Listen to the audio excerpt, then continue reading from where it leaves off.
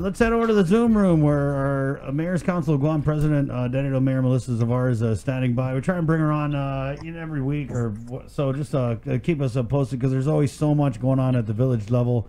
And Mayor, last time we had you on, you kind of just covered what's going on with the Mayor's Council. But, being in charge of the island's most populous village, what's going on in your neck of the jungle? We had a little bit of junk car removal this past week. Now we're turning in our invoices, hoping to get a little bit more money back, charged into our purchase order. We'll be removing tires this week, as well as some appliances. So, I think that's an island-wide event as well, because all of us did get vehicle removal, all of these recycling money in. So that's I know that all the villages, but that's particularly what we did. We're not done. We didn't even get a third through our village, but we're hoping to get a little bit more money flowing in so that we can remove more vehicles. But this week we're focusing on white goods and tires. So if residents are looking in the back, maybe they got a bunch of that kind of stuff in the back. What's the process for them to get a hold of your office? Give our offices a call, not just our office, but any office if you're in that particular village, and let the mayor's office know what you have and where it's, and then they'll tell you when to bring it up front. I wanted to follow up on the grab and go. I know that July 31st was the end of that particular program, and I think they're trying to figure out ways to maybe try to continue it. I'm not sure how they're going to do that, but I'm wondering if the emergency food distribution, is that still ongoing? It's on hold temporarily, Bree, because what happened is we did meet with GDOE last week at our meeting, and what we're trying to do is bring it to the village level. We saw a breakdown of how many commodity bags or meals were given to the different residents throughout the village, throughout the island. And of course, Dededo having the highest number with over 5,700 commodity bags given. So with that, we're looking at having the village mayors receive the commodities and then issue it at the village level. We're hoping that once we get those, we can schedule, distribution in our villages. Would each mayor be responsible for the distribution? That's correct. Each mayor and their team, and then GDOE assured us that they will have one representative at each site during that distribution, and that way they can help us with the logging in and stuff. So as the staff that we have is who we use to not just distribute meals, but for us that have senior citizen centers, we're also delivering meals or giving meals to our seniors that are registered at our centers, and we've been doing that since the beginning. So I have 2 senior centers, so we split our staff between our office operations, our operations outside, and then going out to the 2 centers to distribute the meals to the seniors that are registered at our centers. Mm-hmm. So to do a meal distribution, we have to pick a time and make sure that all hands are on deck to do that, because that is a big operation, because we do have people that are in need of these food commodities. 5,000 is a lot, and you're just talking about Dededo alone. Yeah. Do you know like the overall number of commodities that are being distributed in other villages? In total? I know we had I don't have the total with me, but mm-hmm. we were given the commodity list, and I believe the total came out to a little over 12, maybe over 11,000 mm-hmm. commodities that were distributed throughout the period. Mm-hmm. So, I think it was Maina that had one resident from Maina, but Asin and Maina are combined. So if you combine Asin and Maina, you'll have about 40 commodity bags that were distributed for that particular mayor's office. Jigo was, of course, the second highest, and then followed by Manila, and then Tumuning and Barragata. Mayor, while we kind of go back to the drawing board with these commodities, are any of your residents reaching out to you and maybe expressing a need that they might have? What happened is, for most part, a lot of them were able, if they, lost their jobs and they did lose income. What happened is a lot of them were able to apply for food stamps, and then, of course, some of them were approved. So the commodities helps a little bit, but what happens is, the commodities helps a little bit, but then it supplements what they're receiving in food stamps. We have several organizations, the churches, as well as CSS, Catholic Social Services, as well as Salvation Army, do have commodity distributions, but that's by appointment, and they do need to get a verification of residence when they go in for their appointments. Mm-hmm. Have you been hearing any concerns from your constituents regarding how PUA is going to be ending in December, and how we're seeing these surge of cases? Everybody is applying, those that have lost income.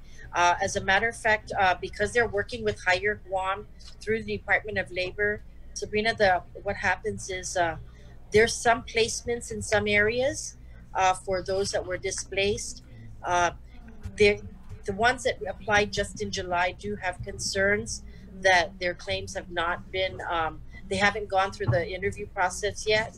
But now that the Dededo, the libraries, I believe it's Dededo, Barragata, and I think Agate and Jotnia, the libraries are now having the PUA staff go out.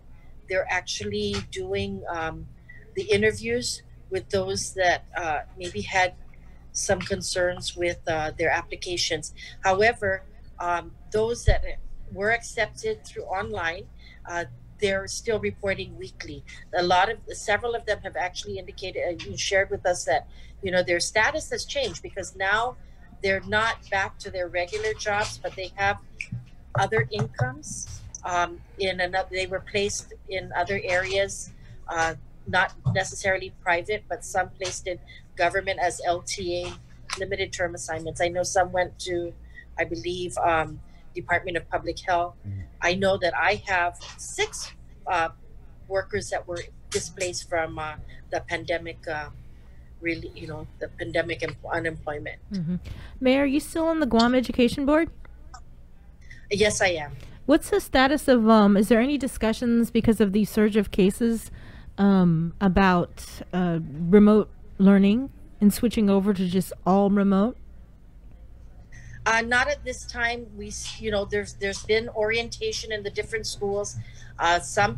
Most parents have already filled out, their choices. I've heard from several families that, they do have devices, but not for 3 kids. So their choice is still to go back to the school and learn, have their children learn all at one time, face to face. And it's only because they only have 2 devices and they have 3 children going to school. And so that was some of the concerns. But those families, they're taking advantage of these testing sites, the sites that they have for the COVID testing sites. So they're going out and making sure that they're tested negative before they actually go back to before they send their children to school. And a lot of teachers as well. I'm hearing that a lot of teachers have also taken advantage of the testing sites. So just for their peace of mind that they're going back COVID free, and they'll be meeting one-to-one with students or one-to-one with teachers. Mayor, did you have to bust up any gatherings over the weekend as the governor reduced the number of people allowed in gatherings from 50 to 25? What did you see in your village? There was a concern in the Machanao area with over 100 of people. But, I was communicating with the governor's office, Crystal Paco, on that, because, I said, this is a big event. It's not even about the activity that's going on. It's about the gathering. What kind of event was it? Was it a cockfight? Cockfight. Yes, yes, What? it was. Yeah. Yeah. And you know, I said it's not even about the federal law. It's about the gathering. Right. And so, you know, I asked, would they send a police officer, or, you know, who are they going to send over there to break this up? You know, that was our concern over the weekend, before the weekend came up, is that, you know, this activity is still going on. And I recommended they send public health over there, because this is a public health concern. It is. And what happened, Mayor? You know, I left it up to the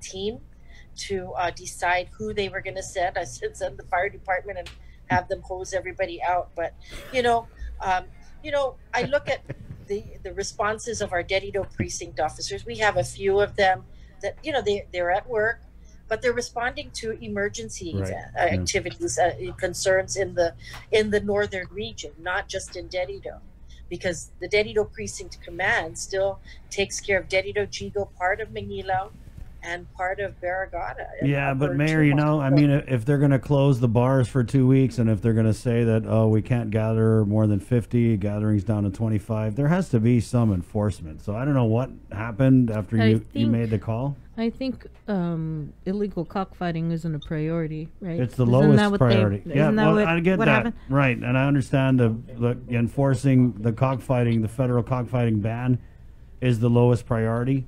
Like you said, it's not about what is happening, but I think the highest priority is freaking trying to keep us from getting COVID. Exactly. That's right. Yeah. So you're saying that basically nothing was done? Well, I know that I had discussions with Crystal Paco San Agustin over at the governor's office, and my recommendation to her was to send public health, not the police chief. You know, I said, this is a public health concern. It's a public health emergency. You need to send somebody from environmental health and say, listen, there is an executive order. You know, there was over 100 cars there, you know. Where is this? Was it a house, or is it a the dome? It's the dome. Oh, the dome. It's over in Yeah, and so, Mayor, were they social distancing? Because I can't imagine that. No, there's no social distancing in that place. Not with that many cars there. How do you? Oh, no, I was going to say, how do you know it was cockfighting? But it doesn't matter because it was more than 100 people there. I think she knows. Yeah. Well, that's interesting, Mayor. Yeah. Did public health show up?